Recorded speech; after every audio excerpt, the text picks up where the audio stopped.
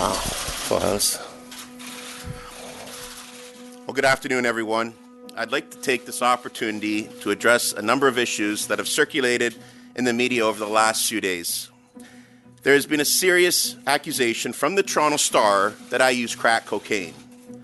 I do not use crack cocaine, nor am I an addict of crack cocaine. As for a video, I cannot comment on a video that I have never seen or does not exist. It is most unfortunate, very unfortunate, that my colleagues and the great people of this city have been exposed to the fact that I have been judged by the media without any evidence. May 24th, 2013. More than a week after stories revealing the existence of a video showing Toronto's mayor smoking crack cocaine, that mayor stood in front of an official City of Toronto backdrop. Blue with the Toronto logo and the name of the city in white. Rob Ford wore a black suit, a white shirt, and a patterned tie. He was angry. He read the prepared statement that you just heard. He thanked his supporters for standing by him. They had. Not only did half the people in Toronto not believe the video was real, but Rob had actually gained support over the past week. His approval rating rose 5 points. I'm Jordan Heath Rawlings. This is The Gravy Train.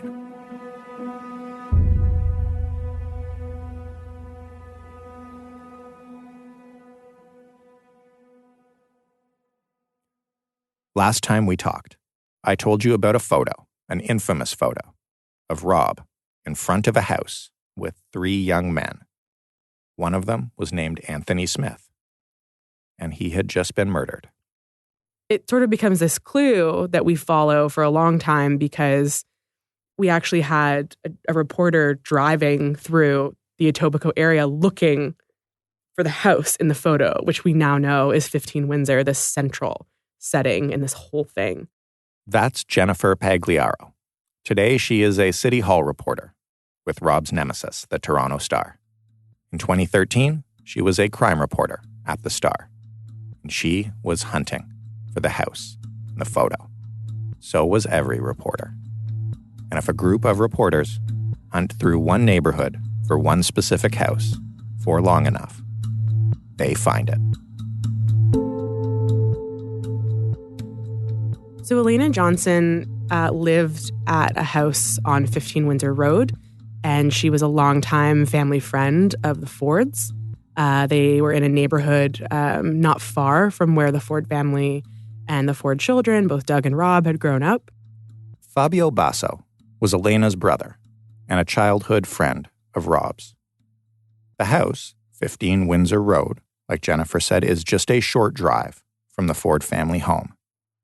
It started to make sense that the mayor might indeed be seen outside that house. But even if that made sense, who was he with and why? Yeah, the photo really touched off, in the absence of being able to see the video, this sort of firestorm about, who are these men and why was the mayor spending time with them? And are they alleged, drug dealers? And, what do we know about these people? Reporters from the Star, as well as Toronto police, had identified one of the men in the photo as Anthony Smith, who you might remember had recently been killed in a downtown shooting. That was the shooting that you heard about in episode 4. It inspired the dealer who had the crack video to try to sell it for money to get out of the game.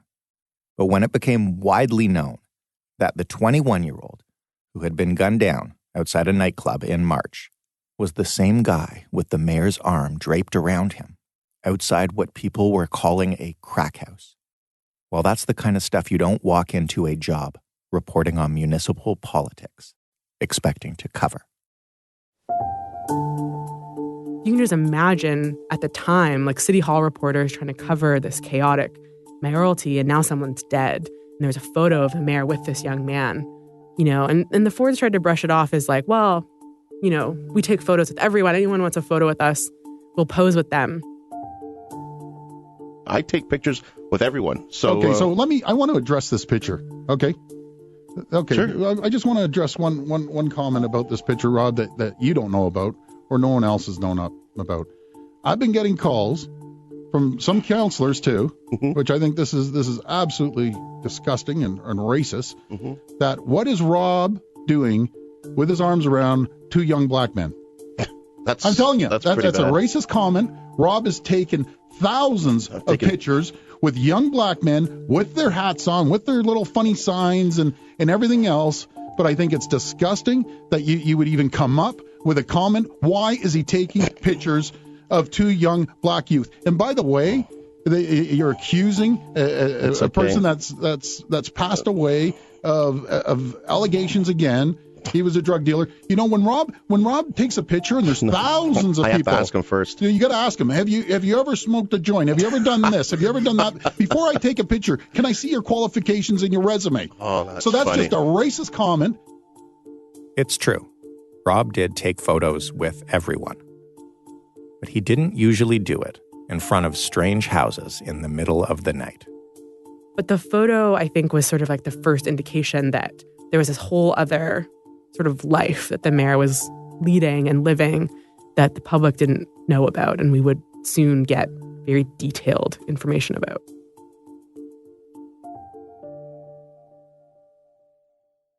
According to the police, Anthony Smith was a member of a street gang called the Dixon City Bloods.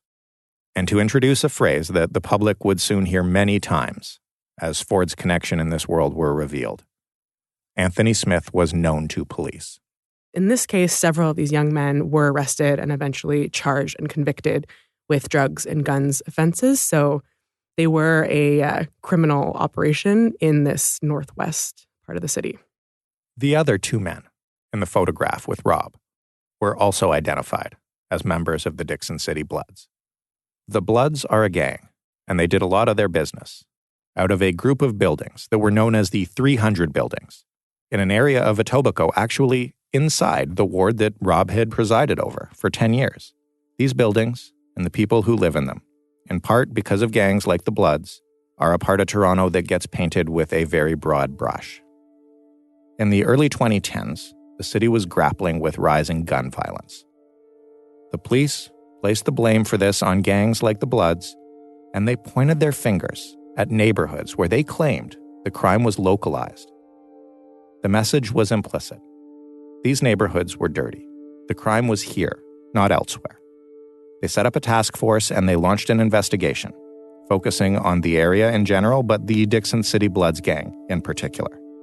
And then, in June of 2012, the investigation became even more urgent because there was a very public shooting that police would later link to gang activity right at the Eaton Centre, Toronto's most famous, most crowded mall in the heart of downtown.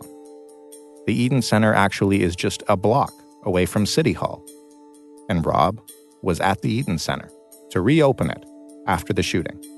And when he did, he vowed that the city was declaring war on these violent gangs.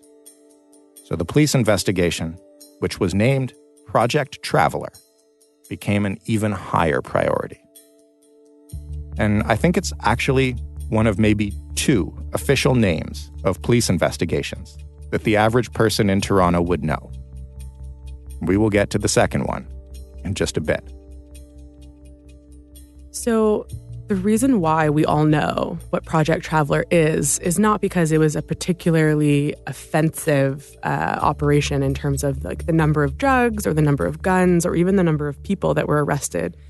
It's that now we know that as police were investigating this group of young men, which included active wiretaps on their cell phone communications, that they started to hear chatter about these young men hanging out with then Mayor Rob Ford and at certain points providing him with drugs.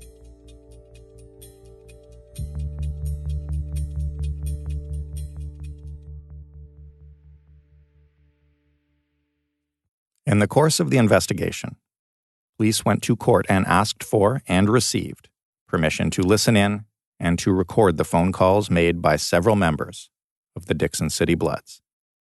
These recordings were later entered into evidence in court. What? Hello? Hello? Yes, Yeah, what's going on? he's here. Who? He's here. Who this? Rob. Who? Rob Ford. That is a conversation between Elena Johnson, who goes by the nickname Princess and, as I mentioned, lives at 15 Windsor Road. The other person is Liban Syed, an alleged member of the Dixon City Bloods. Soon after he gets off the phone with Elena, Liban receives a call from a friend. Yeah, go to Princess's crib. Brad Ford wants some chocolate. You can probably guess what Choco is slang for. So later that night, Liban heads to 15 Windsor Road with another friend who goes by the nickname Juice Man. Later that same night, Rob Ford arrives at 15 Windsor with his friend and sometimes driver Sandro Lisi. Sandro and Rob were nearly inseparable. Sandro was 9 years younger.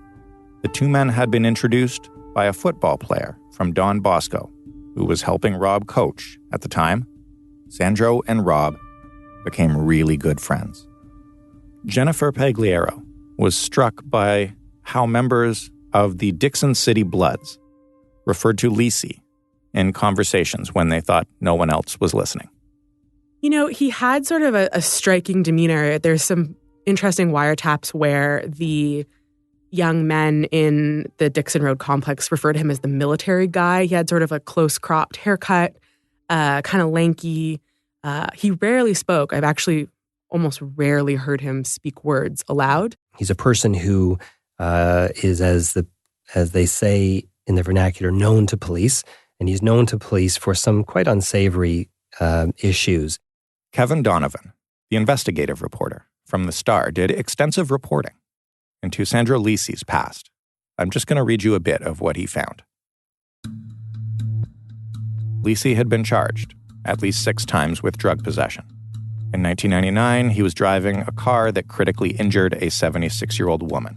She later died. 2 men that The Star interviewed said Lisi carried around a vial of bed bugs. He told them he used it to threaten his enemies. In 2001, he was convicted of criminal harassment after a young woman he was interested in complained to police that Lisi was stalking her. He said, quote, "I'm going to break your legs, you fucking bitch." And, quote, "As soon as you leave your building, a .45 gun is pointing at you." In 2002, now Lisi is 24, he stalked an 18-year-old student at a Toronto high school. He went into her class, made eye contact, and made a throat-cutting gesture with his hand. He also later punched the young woman in the eye. In 2007, assault, uttering death threats, criminal harassment, another former girlfriend who said Lisi was stalking her. He was alleged to have punched her while they were driving the car and threatened to throw acid in her face. You get the idea. Rob had his own little world, and Sandro Lisi was a big part of it. Sandro drove him around, and a person who allegedly provided Mayor Ford with drugs, and interestingly enough was the driver of the car that took Rob Ford to the Garrison Bull, and that's who Sandro Lisi was in Rob Ford's life. He was a bit of a fixer, I think. I think they were very close, and they would often go to sports games together, and they hung out a lot. So Lisi and Rob showed up at Elena Johnson's house at 15 Windsor Road, and they are partying with Liban and his friend. At some point in the night, the friend, Juice Man, takes Rob's cell phone. And the next morning, Rob realizes that his phone is missing. He tells Lisi, and Lisi gets on the case. And Lisi calls Liban. Yeah, you met me yesterday, bro. You were drinking tequila with me. Yeah, what's good? What's up, bro? You guys grabbed the mayor's phone last night. No. Yeah? Honest to God, I never took no phone. Well, you or your boy grabbed the phone, bro. We need it back. I never took no phone, honest to God. Okay, we gotta figure this out, bro. Rob's freaking out. He needs his phone. You gotta call your boy right now, and you gotta get that phone back, okay, bro? Alright, give me a little bit. I'm gonna come by. Bro, we need that phone ASAP, eh? This is the mayor we're talking about, eh? I know. Give me a little bit. Bro, he can put heat on all of Dixon if things don't go the way they're supposed to go today. You know that, right? According to wiretaps, Lisi sets up an arrangement to get Rob's phone back. He'll get it from Juice Man in exchange for some weed. These exchanges between Liban and Lisi and Elena are important because they mark the first time that the Toronto police heard direct reference to Rob Ford doing drugs with gang members that they were investigating. In this wiretap, one of the things Lisi says is that there will be heat on Dixon, meaning police attention. And that's the beginning of this whole case that eventually reveals the wiretaps. Obviously, hearing the mayor's name over an active wiretap guns and drugs investigation is unprecedented in this city. And so what they did was try to start a separate investigation to get to the bottom of whatever it was. This is the other investigation that most Torontonians could name. It was called Project Brazen II, and it was focused entirely on the behavior of Mayor Rob Ford. The police launched it 2 days after the story about the crack video was published in Gawker and then the Toronto Star. And when they listened to the wiretaps, the police learned that members of the Dixon City Bloods were also reading the newspaper. Bro, go to TorontoStar.com. I can't. I don't have no internet. Why? You heard about that? No, what happened? It says that there's Somali drug dealers shopping around a video of the mayor. Shut the up. And then the call ends and they are panicking that suddenly now there is all this attention on their little community and that they are being charged with having this video or that one of them has this video. And it's like a hot potato, like no one wants to be responsible. You have to understand that all of this is happening at the exact same time. The city's media is going crazy over the fact that the Star is reporting the mayor smokes crack. The mayor and his family are denying that outright. They are claiming it's a complete lie, that the Star fabricated the story. This is also the exact time that the poll that I mentioned, the one that found half the city believed the mayor and not the media, was in the field. And what none of these people knew, not the mayor, not his family, not the media, not the public, is that a police investigation into guns and gangs has now turned up wiretaps of gangsters talking about getting drugs for the mayor. So Bill Blair, who is the chief of police, puts his top cops on the case to investigate the mayor secretly. One of them, in fact, was a man who would eventually replace Blair as the chief. So we know that at the time, Police Chief Bill Blair assigned some of his most senior and experienced investigators to oversee the Brazen investigation. Now, Police Chief Mark Saunders was involved. He was a senior homicide detective at the time. He'd been on the force for a long time, dealt with very complex investigations. Chief Blair was known to see Saunders as someone who might eventually take his place. He had a lot of confidence in him. And so it went all the way up to Chief Blair. As you may imagine, from the fact that I am playing these wiretaps for you, all the recounting I'm doing of these events comes first from reporting by Jennifer and Kevin and others, even though it was doubted at the time. But it also comes from an agreed statement of facts in a criminal case in a court of law. The city's chief of police was overseeing a high-level investigation into the mayor's criminal connections and into his behavior. And part of that investigation, Project Brazen II, involved traditional surveillance. When the mayor finished up at council for the day and he left his office and he walked out of City Hall, the cops were on him. They used helicopters, they used cars, and they used drones. They used it to tail the mayor. You know, for example, they were in the park behind Scarlet Woods High School where the mayor used to go to high school. And they would leave and they would see like something placed in the garbage bin. And then police would rush in and like go through the garbage bin and find like empty vodka bottles. They would see them go into the Esso station near Ford's house with envelopes that they didn't know what was inside of them. They were tracking them. They were using a police plane. They were, of course, surveilling private communications, cell phones. It was really an incredibly extensive operation involving many police officers for quite a period of time. Rob Ford's approval rating had increased since the crack story, like I mentioned. And perhaps because of this, or perhaps because he was an addict, his drinking and drug use did not slow down. While the whole town was talking and the police were trailing him, if anything, he became more reckless.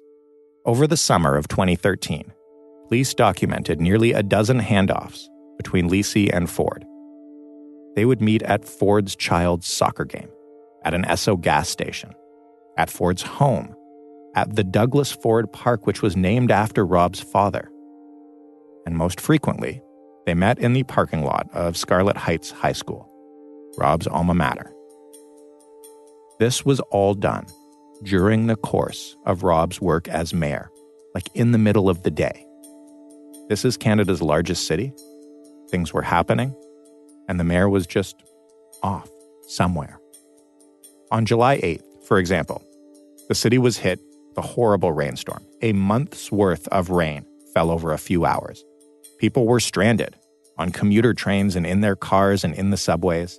It was the largest rainfall the city has ever had. It was at the time the most expensive natural disaster in the history of the province of Ontario. Rob didn't address the situation that night. He didn't talk until the next morning. He said he'd spent the evening in his SUV with his kids while the storm hit, listening to the radio to get information. And then, a couple of days later, while the city was still cleaning up and trying to assess the scope of the damage, Lisi met with Rob at the Esso gas station near Rob's home. Lisi put a manila envelope in the passenger side of Ford's Cadillac while the mayor was inside at the gas station. The meeting was observed by surveillance officers, and it was caught on the gas station's cameras.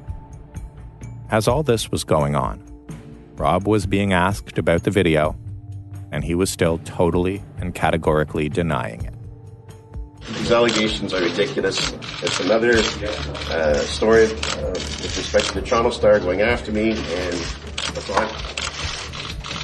But that's all I've got to say for now. But it's not just the Toronto Star, sir. It's also the doctor. So the video is just made up. The video is just a fake. Mayor, are you saying the video is fake?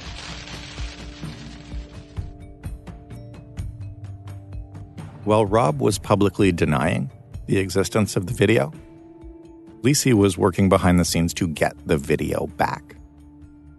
On the afternoon that the crack video story was initially published, Rob called Lisi twice. Police records show heightened activity on Lisi's phone right after those stories were published. Lisi started calling his contacts from the Dixon area, and this would be the beginning of the case that I mentioned earlier that would eventually prove all this reporting to be true. Hello? Yo, Kim. Yeah, who this? The guy from that day, remember? The phone? One of the first calls Lisi made was to one of the few contacts he had in the area, Liban Syed. He'd first called Liban when the mayor got his phone taken by a guy named Juice Man. Lisi wanted any information he could get about who had the tape, about where the tape was, about if he could get the tape back. Hey, listen, if you can get to the bottom of it, see what you can do. I'm not even in the studio. Somebody's trying to put out a video, bro. Somebody's trying to put out a video? Of what? Yeah. Of him. Huh? Of what? Of him. After that phone call, Liban calls Mohammed, the man who filmed the video of the mayor smoking crack. Liban is worried. He sounds a little panicked. He thinks that the frenzy around the Ford video will bring attention onto him. He says, "Yo, dog, the man's gonna bring feds to my house, bro. I don't want that to happen." Mohammed replies, "Me too," but adds, "There's no video. These guys are not gonna get no video." Yo, dog, the man is gonna bring feds to my house, bro. I don't want that to happen, bro. The man knows my gang. They already know everything about me, man. Me too, you dickhead, but there's no video. These guys are not gonna get no video all of that. Liban was worried because Lisi was threatening to put pressure on everyone in the area. He was threatening to use the mayor's resources to direct police attention to the Dixon City Bloods and the buildings where they lived. Hello? Yo, Tim, you see the heat, bro? Huh? Who's this? You see the heat on Dixon, bro? What happened? It's gonna get worse, bro. Tell all your boys it's gonna get worse and worse. Hey, I'm not involved, buddy. I'm not involved in this. I'm just telling you, tell your boys the message, eh? The whole place is gonna get heated up. Yeah, all summer. Listen, nothing's gonna happen. All summer, bro. All summer. Phone gets back. The whole place is gonna get lit right up. I don't know what you're talking about. I'm not involved in this. Yeah? Bro, I'm just telling you, put the message out to your people. Yeah. Don't worry. Don't worry about it. It's all good. All right. While the Project Brazen team was listening to these calls and putting together evidence against the mayor, there was still another police investigation happening, Project Traveler, which was aimed at guns and gangs in general and the Dixon City Bloods in particular. And on June 13th, they launched a series of pre-dawn raids on the Dixon 300 apartment complex. Robin Doolittle was staked out there with another reporter from the Star to watch the raids. From the car, they both have a clear view of the circular drive that surrounds the buildings. Here's Robin. And all of a sudden, this circular road is just filled with moving trucks that kind of come out of nowhere. They're all going fast, and it's like boom, boom, boom, boom, boom, boom. And there's just, dozens of them, it feels like. And then all at once, the backs of these trucks fly open, and cops in full riot gear come marching out like ants. Like, just more police than I've ever seen in my life, and I covered the G20. And they just, like ants, kind of like come out of these trucks and start walking very briskly into these housing units. And they're going up into the apartments. And then suddenly you start seeing huge flashes coming from the apartments.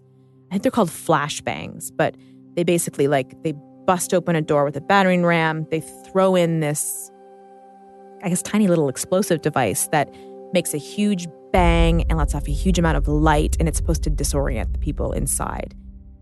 And you just start seeing them because it's really dark outside. You start seeing different apartments light up and people starting to scream and yell. And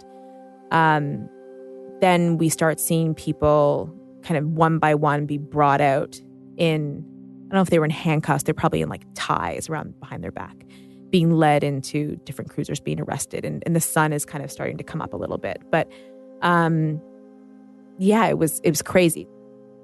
During that raid, the police arrested several members of the Dixon City Bloods, and they confiscated evidence, including laptops and cellular phones. And they started looking through the files on those laptops.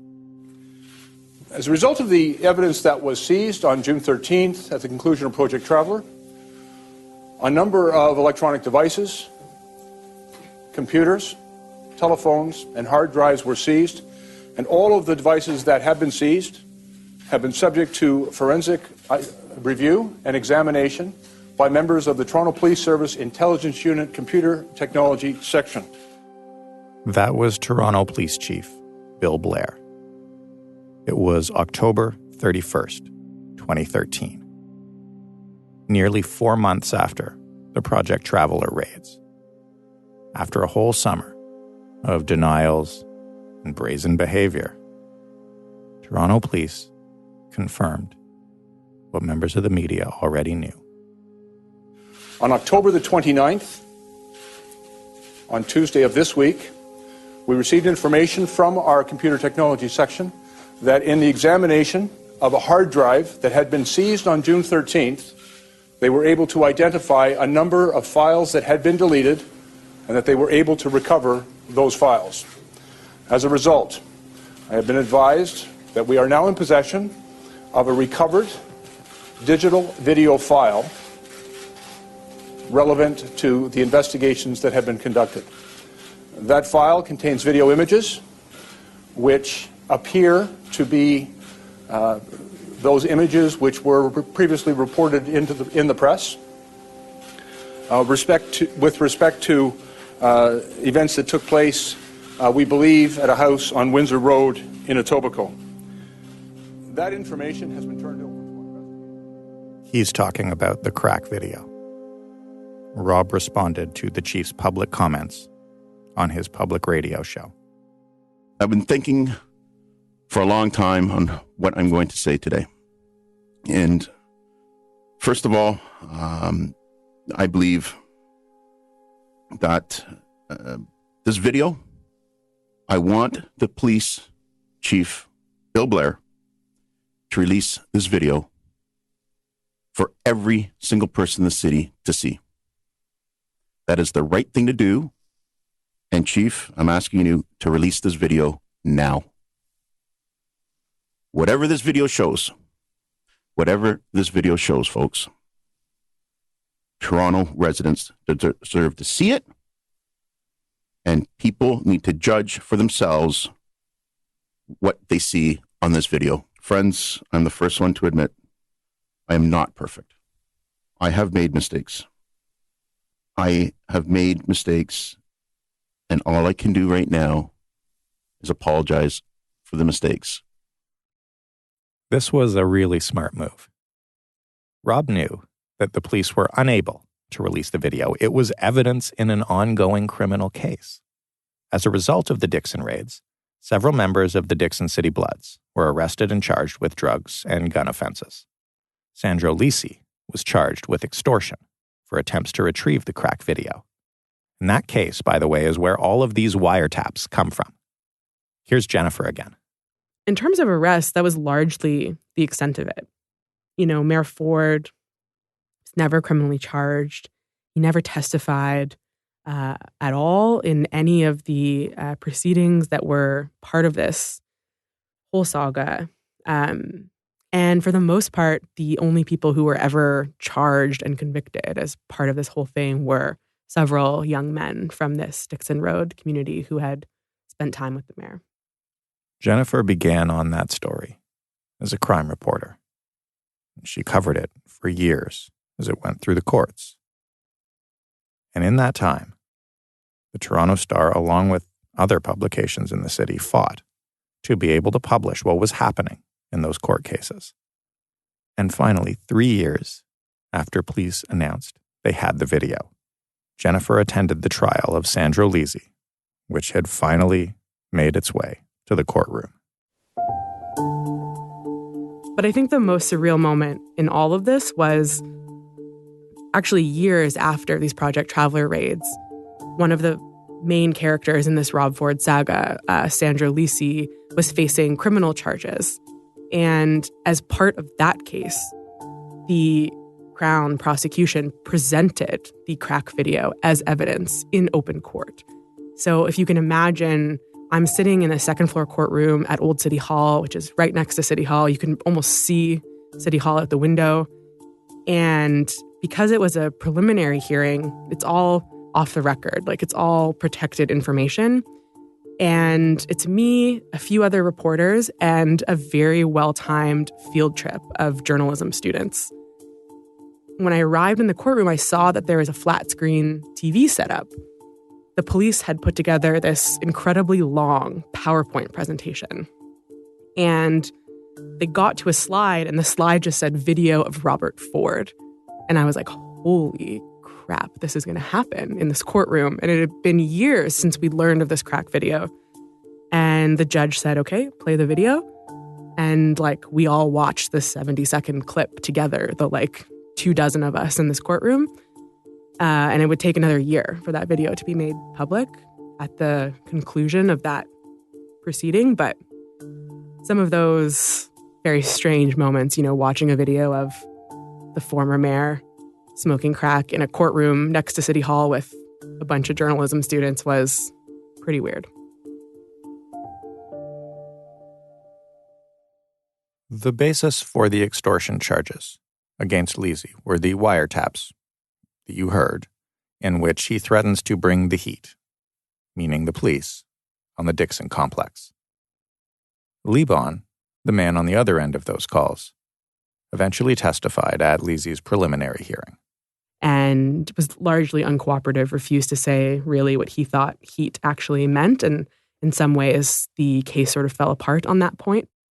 Because of that, the Crown dropped the extortion charges against Sandro Lisi, meaning that after all these years, the city of Toronto finally saw their mayor with a crack pipe in his hand, shaking in his seat, mumbling unintelligibly.